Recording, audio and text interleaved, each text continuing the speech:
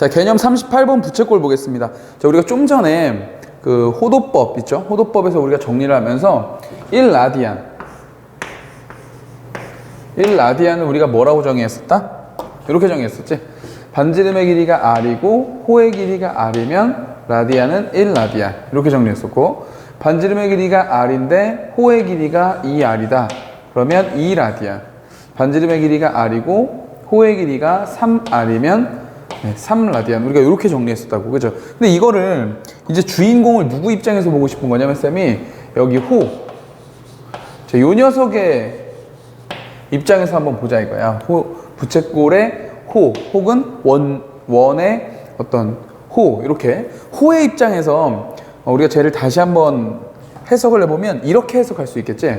반지름의 길이가 r이고 각의 크기가 1라디안이면 호의 길이는 r, 이런 식으로. 그러니까 반대로 한번 읽어보는 거야. 똑같으니까 어차피 반지름의 길이가 r이고 그 다음에 각이 2라디안이면 호의 길이는 2r, 이렇게. 다시 반지름의 길이가 r이고 그 다음에 각이 3라디안이면 3r, 이런 식으로. 자, 이렇게 하다 보니까 결국 우리가 원의 일부를 잘라서 이렇게 부채꼴의 모양을 만든다고 했을 때, 요 녀석의 반지름의 길이가 r이고 요 각도가 세타라는 라디안의 각도를 가지고 있다면, 결국 여기 있는 이 부채꼴의 호의 길이는 뭐가 된다? 그렇죠, r하고 세타를 곱한 녀석이 된다. 이런 거를 우리가 해석해낼 수 있다. 이걸 물론 우리가 중학교 때, 자, 우리가 중학교 때 배운 내용 한번 볼까? 중학교 과정에서는 이걸 어떻게 배웠었냐면, 어차피 원의 둘레가 얼마니까? 그렇죠? 원의 둘레가 2파이 r, 그렇죠? 원의 둘레 2파이 r에다가 곱하기 원은 우리가 각도가 360도잖아, 그죠? 360도 분의 그 부채꼴이 가지고 있는 각도만큼을 우리가 세타라고, 자, 이렇게 표현한다면, 자, 원을 하나 그려놓고 해볼까? 여기다 그릴게요.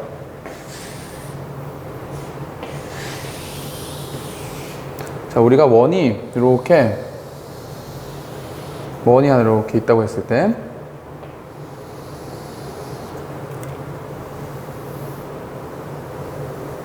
자, 원이 하나 이렇게 있다고 했을 때, 이 원의 둘레는 반지름의 길이가 우리가 r이라고 하면, 이 원의 둘레는 어떻게 된다? 그렇죠, 2파이 r, 이렇게 되는 거죠. 2파이 r이 되는데, 이 중에서 이제 우리가 요만큼을 부채꼴로 만들었다고 해보자 이거야. 그럼 원의 둘레는 몇 도라고요? 360도. 원의 둘레를 나타내는 이 각도는 360도인데, 우리가 구하고 싶은 이 부채꼴은 뭐 세타라고 각을 잡아보자 이거야. 그럼 우리가 중학교 때 배울 때는 부채꼴의 호의 길이를 이렇게 했다고. 여기 지금 있는 이 원의 둘레 있죠? 이 원의 둘레의 각의 비와 그 다음에 이쪽으로 가는 이 부채꼴의 호, 요 녀석이 가지고 있는 이 각의 비를 가지고 우리가 부채꼴의 호의 길이를 구했었다고. 어떻게? 원의 둘레 곱하기 360도 분의 부채꼴이 가지고 있는 만큼 해서 세타, 이렇게 해가지고 이렇게 구했었다고. 근데 여기에서 이제 우리 똑같아. 여기에서도 우리가 파이를 몇 도라고 배웠어? 앞에서 180도와 같은 거라고 배웠잖아, 그치? 같은 거라고 배웠으니까 180도에다가 2를 곱하면 360도가 돼서 얘가 이렇게 약분되거든. 그래서 누구만 남는다? 그렇죠, r하고 세타만 남는다, 이렇게. 중학교 때 배웠던 걸로 하나, 우리 여기 지금 있는 호도법을 읽는 방법으로 하나, 어차피 결과는 r세타로 갔죠. 그러니까 우리 어차피 외울 거야. 공식을 외울 건데, 왜 그렇게 됐는지 알고 외우자 이거지. 자, 그럼 넓이도 한번 볼까? 자, 이 녀석은 부채꼴의 호의 길이에 대한 얘기였고, 부채꼴의 넓이 한번 보자고. 자, 부채꼴의 넓이도 우리가 중학교 때 배웠던 내용에 의해서 이제 정리를 해보면, 원의 넓이는 어떻게 돼? 원의 넓이? 그쵸, 원의 넓이 원래 파이 r의 제곱이죠. 파이 r의 제곱을 원의 넓이인데, 이것도 마찬가지야. 원의 넓이의 몇 도만큼 분해? 360도만큼 분해 각도 세타만큼의 비율로 여기에 부채꼴이 있다, 이런 얘기잖아, 그치? 이 부채꼴, 요 면적 하는 거니까, 요 면적은 전체 원의 면적에서 360분의 세타만큼의 비율을 가지고 있다라고 해서 우리가 이렇게 부채꼴의 면적을 표현할 수 있겠지. 그럼 여기서도 마찬가지야. 여기서도 여기 있는 파이가 뭐니까? 파이가 역시 180도와 같은 의미니까 요거 이렇게 딱 약분 쳐주면은 뭐가 돼? 뭐만 남아? r제곱 세타 남고요. 그렇죠? r제곱 세타가 남고, 이쪽에서 2분의 1이 딱 남아주겠지. 됐습니까? 그래서 부채꼴의 호의 길이를 구하는 공식은 R세타, 부채꼴의 넓이를 구하는 공식은 2분의 1 R제곱 세타. 이렇게 나타내고, 사실 이렇게도 나타낼 수 있지. 이 부채꼴의 넓이 구하는 공식 있죠, 요거 안에는 사실 요 R세타가 들어있어. 그죠? 그래서 얘를 이렇게 써도 돼. 2분의 1 곱하기 반지름의 길이 곱하기 R세타가 부채꼴의 호니까 호의 길이로 이렇게 2분의 1 L의 입장에서도 공식을 정리할 수 있다. 됐습니까? 오케이. 자, 어려운 내용 아니고 중학교 때 배웠던 내용 정리한 거고, 우리 앞에서 배웠던 이 호도법에 대한 얘기를 정리하면서, 요걸 정리하면서 반지름과 호의 길이와 그다음에 각도의 관계도 한번 본 적이 있기 때문에 그 녀석의 입장에서도 한번 부채꼴의 호의 길이를 나타내 봤다. 요 정도 얘기입니다. 자, 어렵지 않죠? 자, 바로 문제를 풀어보도록 할게요. 자, 1번 문제 가보자. 자, 1번 문제 보니까 길이가 12cm, 자, 12cm짜리 철사가 있는데 넓이가 최대가 되도록, 넓이가 최대가 되도록 부채꼴을 만든다.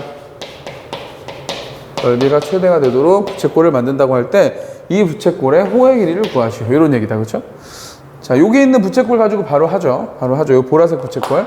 자, 보라색 부채꼴 보면은 어쨌든 12cm짜리 철사로 만들어야 돼. 철사로 만들어야 되니까 철사는 반지름 2개 만드는 데 쓰여야 되고, 그 다음에 여기 요 호를 만드는 데 쓰여야 되니까 결국 이 12cm는 자, 반지름 2개 하고 그 다음에 호를 만드는 데 쓰여야 되겠죠.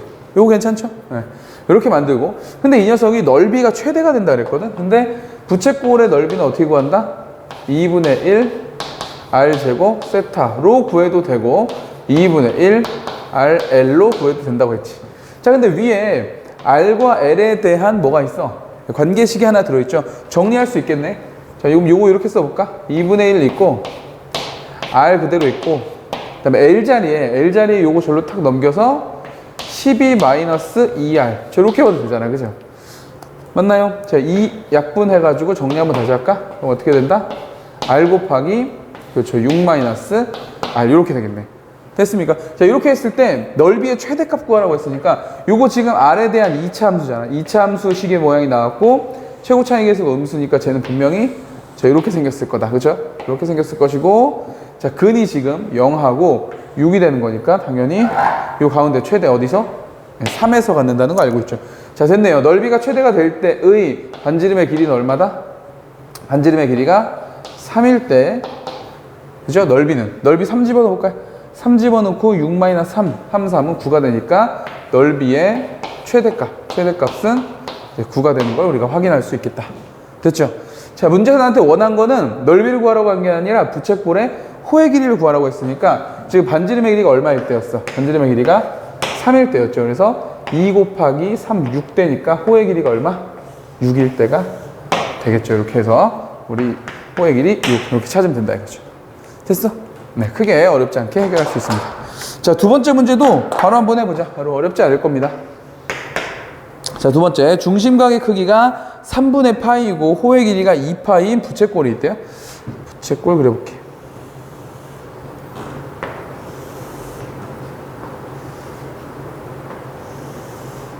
자, 이렇게 생긴 부채꼴이 하나 딱 있고, 근데 이 녀석 보니까 반지름의 길이가 얼마? 중심각의 크기가 3분의 파이. 자, 60도고요. 자, 그 다음에 호의 길이가 얼마라고 했냐면 2파이라고 했어. 자, 근데 보니까 우리 알고 있죠? 호의 길이 어떻게 구한다고? 반지름의 길이 곱하기 중심각 3분의 파이 이렇게. 그러고 봤더니 반지름의 길이가 6짜리였구만. 6짜리. 이렇게.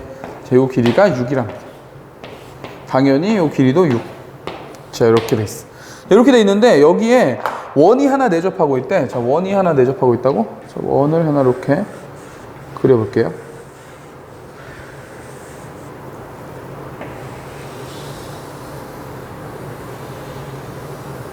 자, 이렇게 원이 하나 내접하고 있습니다. 자, 이렇게 원이 하나 내접하고 있을 때 문제에서 이제 나한테 원한 건 뭐였어? 문제에서 나한테 원한 건 원의 넓이를 구하시오. 결국 얘들아, 원의 넓이를 구하라는 얘기는 요 원의 반지름 구하라는 얘기지? 반지름. 자, 구해보시죠. 자, 이제 도형이 나왔으니까 우리 보조선 그어야 되잖아. 우리가 늘 하는 보조선 중에 우리 선생님은 부채꼴 안에, 자, 이렇게 생긴 부채꼴 안에 파란색 원이 내접해 있다고 보이지 않고 어떻게 보이냐면 요 파란색 원이 하나 있고 요 직선이 하나 어떻게 돼 있다? 접해 있다. 이렇게 보이고요. 이쪽도 직선이 하나 어떻게 있다? 접해 있다. 이렇게 보인다고. 그죠? 자, 우리가 수능에서 만나는 혹은 우리가 고등학교 교과과정에서 만나는 도형들은 전부 다 뭐라고 생각해도 좋다 그랬어? 직각삼각형이 다 라고 얘기를 했고, 직각삼각형이 설사 아니라고 해도 직각삼각형으로 어떻게 가느냐의 과정, 이 과정을 가지고 늘 시험 문제를 출제한다고 했는데, 자, 그때 우리가 어떤 과정을 통해서 직각삼각형을 만들 수 있다 그래서 보조선을 통해서, 그죠? 보조선을 통해서 만들 수 있다 라고 얘기를 했고, 우리 3대 보조선 정리했었죠. 3대 보조선 어떻게 된다고? 첫 번째 보조선 뭐야? 원하고 뭐가? 직선이 나온다. 원하고 직선이 나오면 뭘 긋는다? 그렇죠. 원의 중심에서 수선을 내린다. 두 번째 또 뭐 있었다?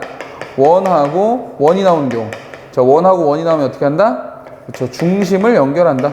두 원의 중심을 연결한다. 자, 이렇게. 그 다음 세 번째 보조선 뭐야? 원과 직선이 나오면 수선을 연결하고 원과 원이 나오면 중심을 연결하고, 그런 다음에 이 나머지 반지름의 길이라든지 주어진 녀석들의 길이를 표현해서 최대한 뭘로 만든다?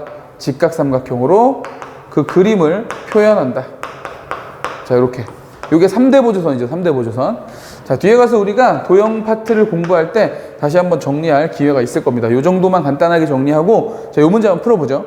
그래서 쌤은 뭐가 보인 거냐면 요 파란색 원하고 빨간색이 이렇게 접해 있다고 보인 거야. 그래서 원과 직선이 나왔으니까 어떻게 한다? 원의 중심에서 접점에다가 수선을 내린다. 이런 얘기죠.